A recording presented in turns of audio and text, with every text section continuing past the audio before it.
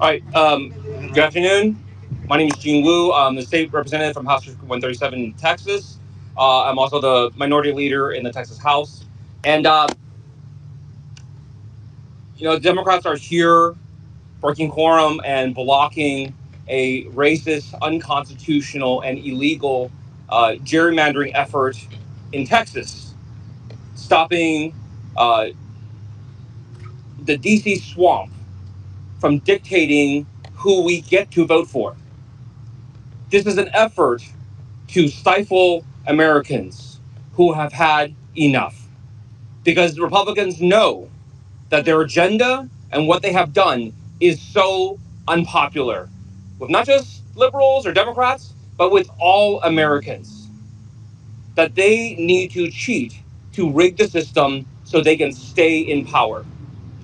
And when we first started this journey, we talked about the fact that eventually they still might pass these maps. But we're going to do everything we can to, one, wake up America, to try to reignite the fire that is the American people, for us to fight again for what we believe in and what we want.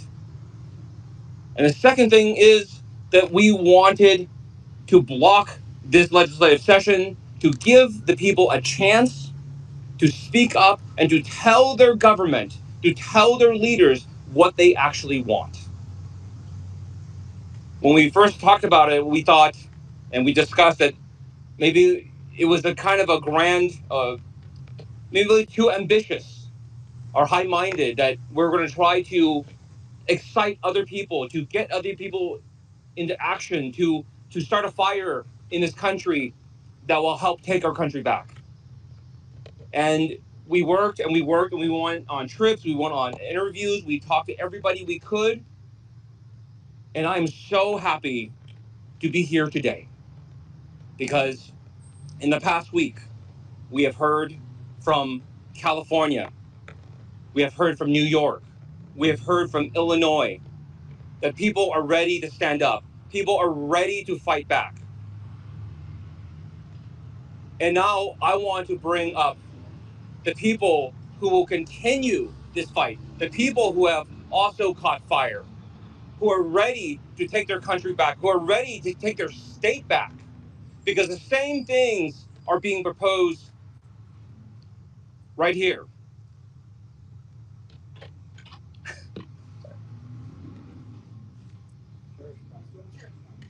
We're right here in Church Park talking about, sorry, MLK Park. We're here at MLK Park to talk about the future of what there is. And we want to bring up people who are also asking for help, just like we're asking for help. That we cannot do this alone, that this is not a fight that we can sustain and win on our own. And what we need is we need more people to join us. We need more states to come to our aid. And we need more people to say, we will start taking more aggressive actions. We will defend against this. If Texas is determined to do this, if other red states are determined to do this, and to stifle and block the will of the people, and to take away our voice and our power, then we will have other states who will make sure that it does not matter what they do, that we will nullify their actions. We will make it pointless for them to attack our democracy. And with that, I woken up the leader that will also help us continue this fight and continue on, Floor Leader Pryor.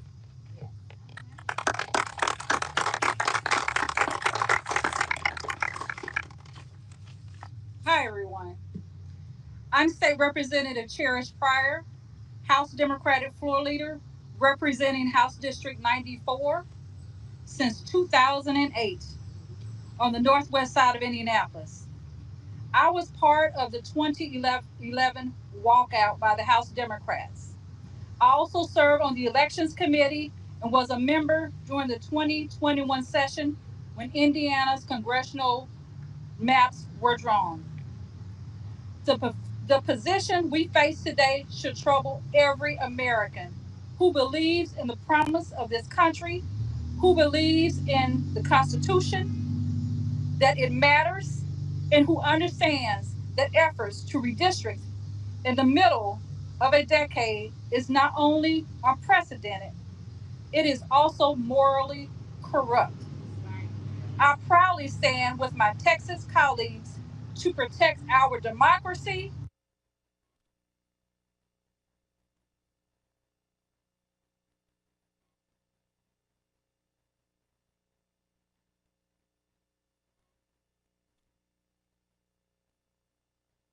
This state in 2021, like every other state, Indiana renewed its state and congressional maps based on the legal. Those maps were fairly by my Republican colleagues at the time as the best and fairest map ever. That was the today their political boss, Donald Trump, has demanded more congressional seats, even in states that already have gerrymandered maps, like Indiana. He has even called for a youth census. I am represented by one of the Democrats, the Indiana delegation. Indiana intends to eliminate that district. It would not deny us the ability to take our position and advocate what is in our best interest. This behavior that you're seeing today, you would not expect it from this. We can expect that from a dictatorship, not from the United States of America. We have always taken pride in our Constitution, what it stands. It is sad that some in the Republican Party have become so misguided that they value power more than our country, more than democracy, more than. Why are we doing this right now? Because they know their policies are failing. The so-called big beautiful deal is a big ugly mess. Yeah. And Americans are starting to feel that impact. They know they can't win with the foreign. They themselves in these grand things. So they're trying to reach out with their faith. That's not the heart. That's not the heart. That's meanwhile, they're different. They take them,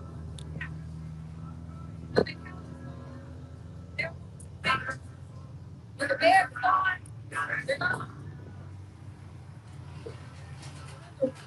their heads.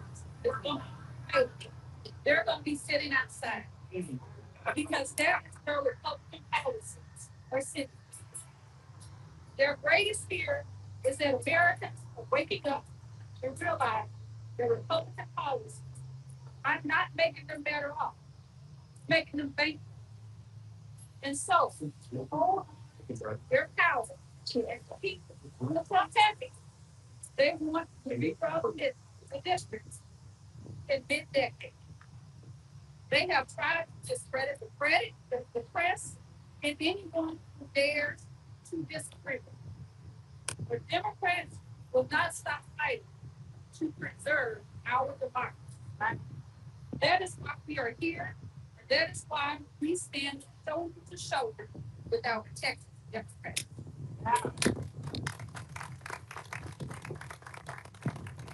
And now I would like to bring up my colleague that came in the legislature with me. My colleague stood firmly with the House Democrats. Stood up for labor unions. Uh, he represents the Indianapolis area, Representative Ed Delaney.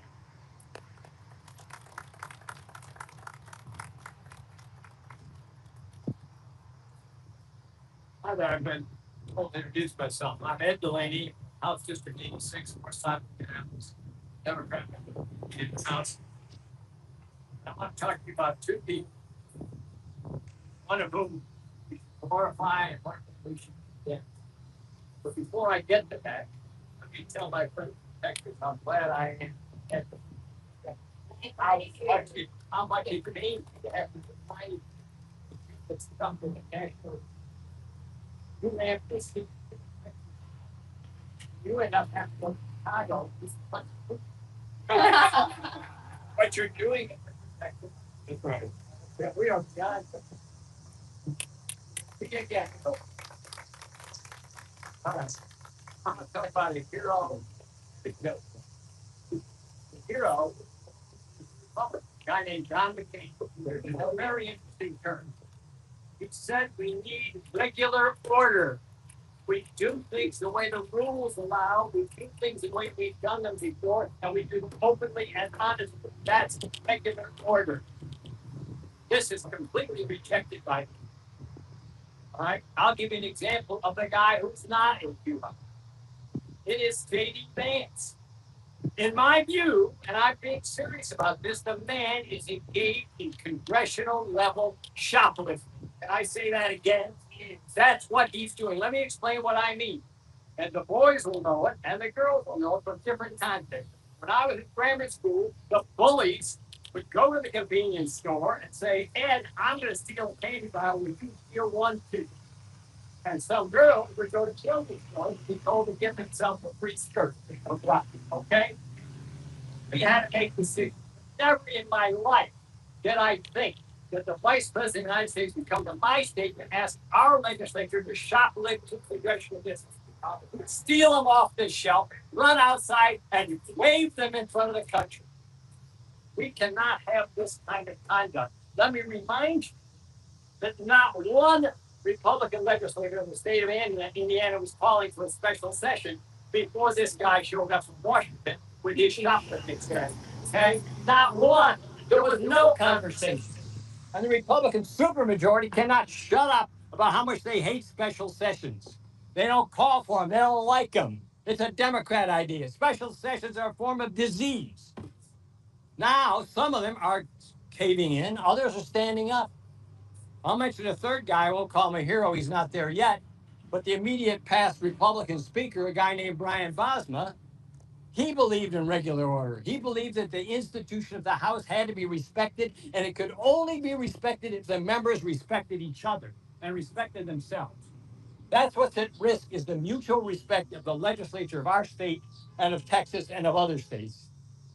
I don't want to play this game of, ritual gerrymandering.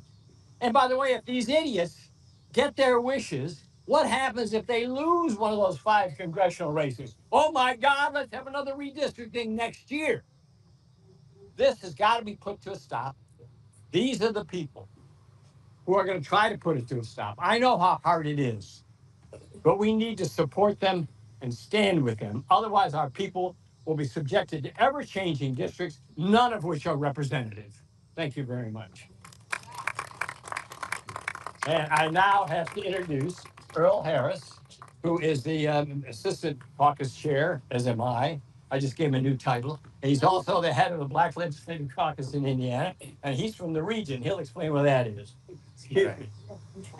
Thank you. Again, my name is Earl Harris, Jr., State Rep from House District 2 in Northwest Indiana.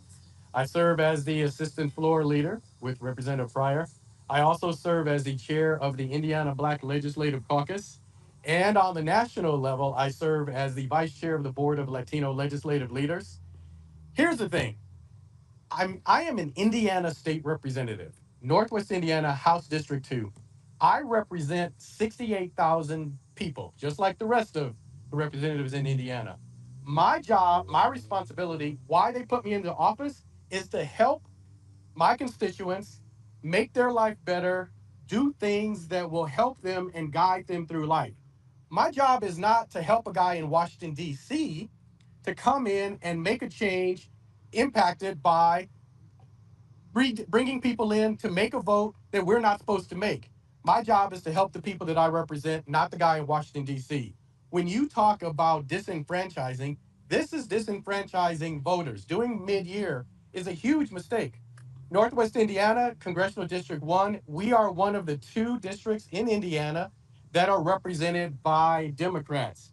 My district also, as I mentioned, as you may have gathered, I'm half black, half Mexican.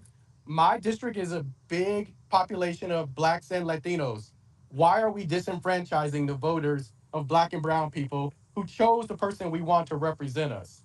So we need to stand here and fight and be here in this fight. The other thing I want to bring up before I close is we are talking about and looking at on the national level and with us on the state level insurance for people getting cut because of money that goes to feed children getting cut because the funds aren't there, teachers not getting paid the way they are. There's a long list of things that money is not there for, but now there's talk of bringing us back, which will cost hundreds of thousands of dollars to pay for a special session.